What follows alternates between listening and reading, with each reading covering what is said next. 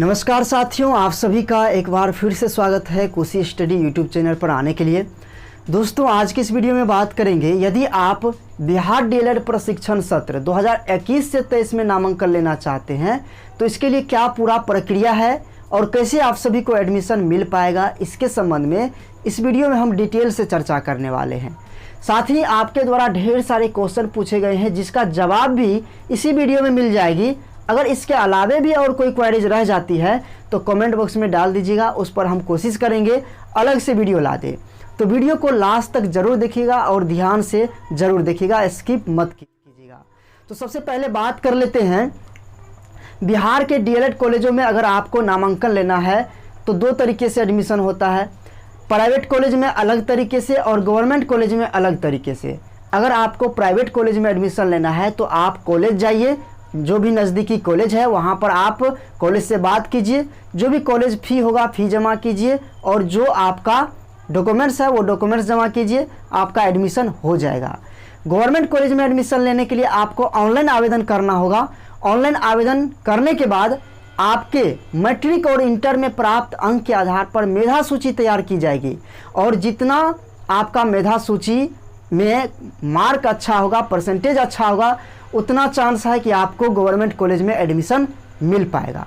तो ये तरीका हुआ। अब बात कर लेते हैं ऑनलाइन आवेदन करने के लिए कौन कौन अभ्यर्थी एलिजिबल हैं। सबसे पहला बात, 1 जनवरी 2021 तक आपका आयु कम से कम 17 वर्ष होना आवश्यक है। दूसरी बात, 21 जनवरी 2021 तक इंटर पास आउट होना जरूरी है।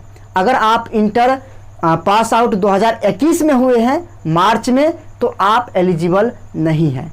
पिछले साल इसी तरीके से जो है ऑफिशियल नोटिफिकेशन में मेंशन नहीं किया गया था और इस बार भी मेंशन नहीं किया गया है कि 21 जनवरी 2021 तक इंटर पास आउट होना जरूरी है। ये मेंशन किया हुआ कहीं भी नहीं है, पिछले साल भी नहीं था। लेकिन पिछले साल ऐसा हुआ था, जब मेरिट लिस्ट आ गया था ऑनलाइन आवेदन होने के बाद, तब जो है नोटिस जारी किया गया कि वही अभ्यर्थी एडमिशन ले सकता है जो 21 जनवरी 2020 तक इंटर पास आउट है।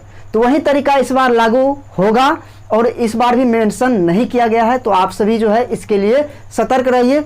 अगर चाहते हैं 2021 में अगर आप इंटर पास आउट हुए हैं और एडमिशन लें तो आप लोग कैंपेन चलाइए, तभी जो है ये पॉसिबल है, नहीं तो पॉसिबल नहीं हो पाएगा।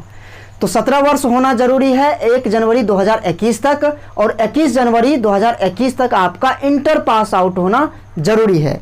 इसके बाद इंटर में आपका कम से कम 50% मार्क्स होना जरूरी है। अगर आप जनरल कैटेगरी के अभ्यर्थी हैं या फिर बीसी या फिर ईबीसी कैंडिडेट हैं तो 50% आपका इंटर में मार्क्स होना जरूरी है। मैट्रिक में केवल पास नंबर होना आवश्यक है। अगर आप एससी या एसटी कैंडिडेट हैं या फिर दिव्यांग कैटेगरी के कैंडिडेट हैं तो आपको 5% का रिलैक्सेशन मिल जाएगा, 5% का छूट मिल जाएगा। 45% भी है तो भी आप आवेदन करने के लिए एलिजिबल है। अब बहुत सारे सवाल आ रहे होंगे आपके दिमाग में, अगर आप 50% की बात कर रहे हैं, मेरा 55 है, 60 है, 65 है, 70 है, तो क्या मेरा एडमिशन हो पाएगा? तो ज़रूरी नहीं है कि आपका एडमिशन हो पाएगा, ये केवल आवेदन करने के लिए एलिजिबिलिटी रखा गया है। ठीक है, अगर आपको एडमिशन कन्फर्म चाहिए तो कम से कम किसी भी कैटेगरी से है तो आपको 70% प्लस मार्क्स होना ज़रूरी है, यानी कि मैट्रिक और इंटर का एवरेज परसेंटेज 70% से ज़्यादा होनी चाहिए, तभी आपको चांस है कि कॉलेज में एडमिशन मिल पाएगा। अगर आप एससी या एसटी कैंडिडेट हैं या फिर दिव्यांग कैंडिडेट हैं, आपका 65% भी है, 65 के आसपास नीचे भी है, तो भी आप आवेदन कीजिए, आपका एडमिशन हो सकता है, चांस है आपका एडमिशन होने का। लेकिन अन्य कैटेगरी में जैसे कि हम आपको बताएं जनरल या बीसी या फिर ईबीसी कैंडिडेट हैं तो 70% प्लस है, तभी आप आवेदन कीजिए, नहीं तो कोई चांस नहीं है आपका एडमिशन होने का। क्योंकि इस बार बिहार शिक्षक बहाली प्रक्रिया में डीएलएड अभ्यर्थी जो है चयनित हुए हैं, तो इसको लेकर के काफ़ी अभ्यर्थी के नज़र में डीएलएड कोर्स आ गया है। तो डीएलएड कोर्स में इस बार भर भर के एडमिशन होगा।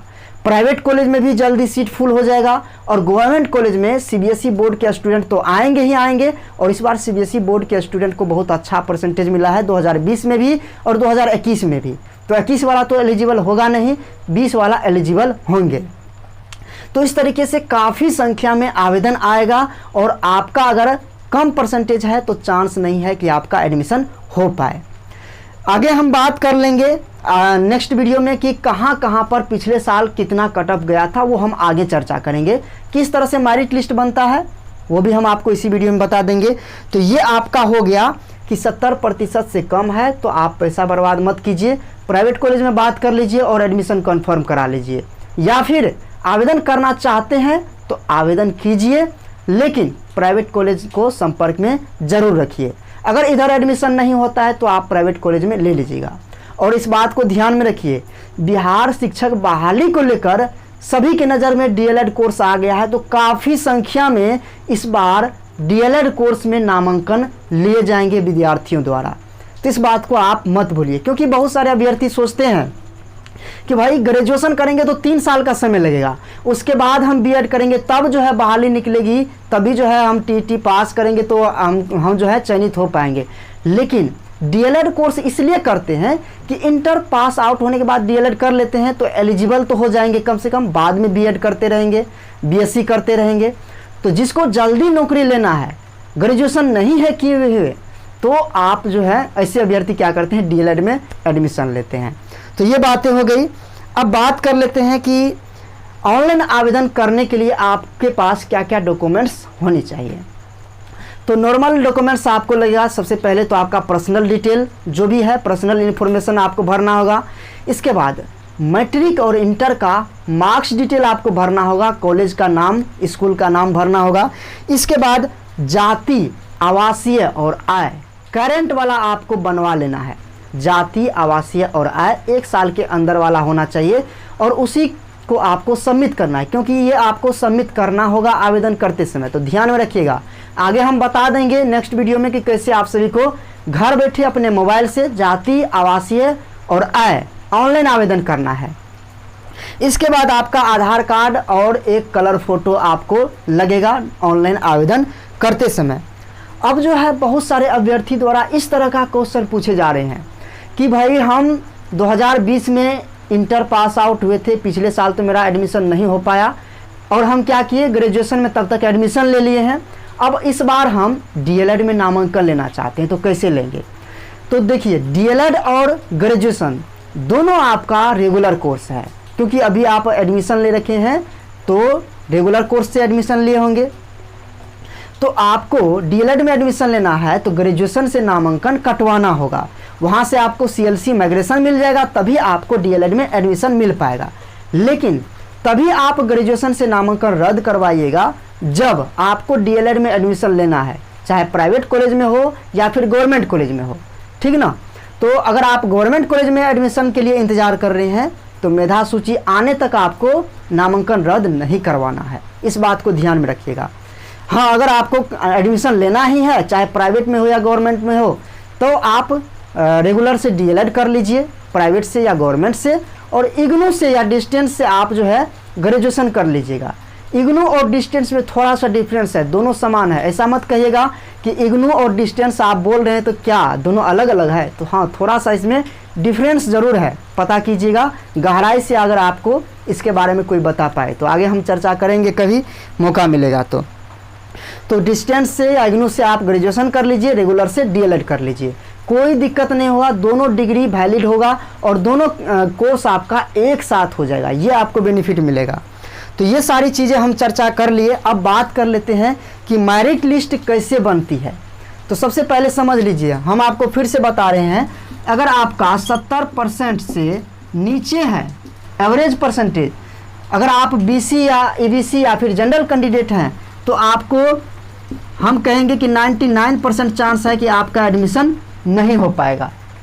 अगर आप एससी एसटी कैंडिडेट हैं या दिव्यांग कैंडिडेट हैं, इतना के आसपास है, तो आप आवेदन कीजिए, आपको चांस मिल सकता है। लेकिन नॉर्मल अगर बात करें, जनरल में या बीसी में या ईबीसी में कितना जाता है कट ऑफ, तो आपका 74-73% के आसपास रहेगा या इससे ज़्यादा रहेगा।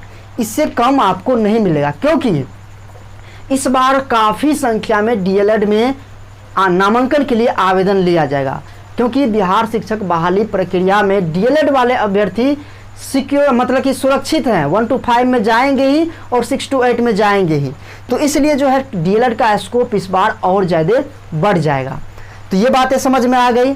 अब हम बात कर लेते हैं कि मेरिट लिस्ट कैसे बनती है। तो थोड़ा ध्यान दीजिएगा, मेरिट लिस्ट कैसे बनती है। अगर मान लीजिए कि किसी गवर्नमेंट कॉलेज में 100 सीट है, ठीक है, तो सभी सीट को कैटेगरी वाइज बांटा गया है। अगर 100 सीट है तो निश्चित रूप से इसमें जो है 50 सीट जो है साइंस में होगा, 50 सीट किस में होगा, साइंस में होगा। इसके बाद 50 सीट जो है आर्ट्स और आर्ट्स कॉमर्स में होगा, ठीक ना। और इसका जो है 10% और 10% उर्दू में चला जाएगा, ठीक ना।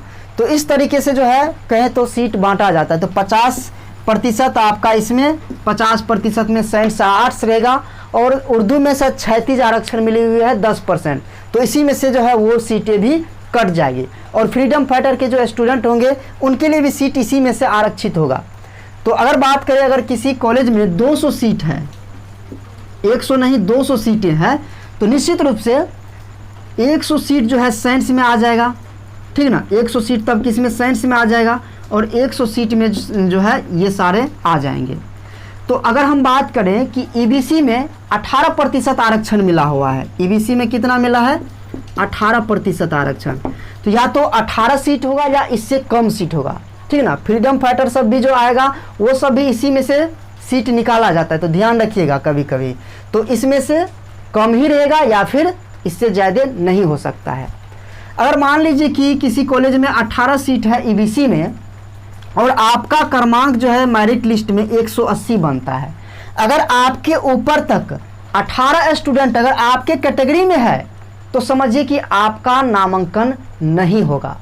हाँ, अगर जो है 180 क्रमांक तक आपके ऊपर आपके कैटेगरी में 15 स्टूडेंट है, 16 स्टूडेंट है और सीट मान लीजिए 18 है, यानी कि 18वां नंबर तक आप हैं, तो आपका जो है समझिए कि कैटेगरी से सीट अलॉट है, आपको एडमिशन कन्फर्म मिल जाएगा। अगर उसी तरीके से बात करें बीसी में, बीसी में 12% जो आरक्षण मिला हुआ है। अगर मान लीजिए किसी कॉलेज में 12 सीट है तो अगर आपका 160 नंबर सीरियल नंबर बनता है फाइनल मेरिट लिस्ट में, अगर आपके ऊपर तक 12 कैंडिडेट बीसी कैंडिडेट हो जाता है तो आपको जो है बीसी में एडमिशन नहीं मिल पाएगा। तो इस तरीके से जो है फाइनल मेरिट लिस्ट में से स्टूडेंट को छांटा जाता है कैटेगरी वाइज और मेरिट लिस्ट के अनुसार एडमिशन होता है। तो सारी चीज़ें आपको पता चल गई। अगर आप इस वीडियो को पूरा देखे हैं तो मेरे ख्याल से आपको सारे डाउट क्लियर हो गए होंगे। अगर इसके अलावा भी कोई क्वेरीज है तो आप कमेंट बॉक्स में डाल दीजिएगा, हम कोशिश करेंगे उस पर अलग से वीडियो ला दें। और जाति, आवासीय और आय करंट वाला ज़रूर बनवा लीजिए, जो कि आपको काउंसलिंग में और कहे तो अभी आवेदन करते समय भी ज़रूरत पड़ेगी। अगर आप किसी और जगह एडमिशन लेते हैं, किसी भी कोर्स में एडमिशन लेते हैं, कहीं काउंसलिंग करवाते हैं, तो वहाँ पर भी आपको करंट, जाति, आवासीय, आय की ज़रूरत पड़ेगी, तो निश्चित रूप से बनवा लीजिए। तो सारी प्रक्रिया हम बता दिए हैं, वीडियो को एक बार फिर से देख लीजिएगा। जिन्होंने पूरा वीडियो को नहीं देखा है वो सारी चीज़ें क्लियर हो जाएगी। तो इस तरीके से मिलते हैं फिर से एक नए वीडियो में, तब तक के लिए धन्यवाद। आगे की वीडियो में हम आपको बताएंगे कि आप सभी को स्टेप बाय स्टेप ऑनलाइन आवेदन कैसे करना है। फिलहाल आप सभी 1-2 दिन इंतज़ार कर लीजिए, सारे तरीका को समझ लीजिए, उसके बाद आवेदन कीजिएगा। धन्यवाद आप सभी का।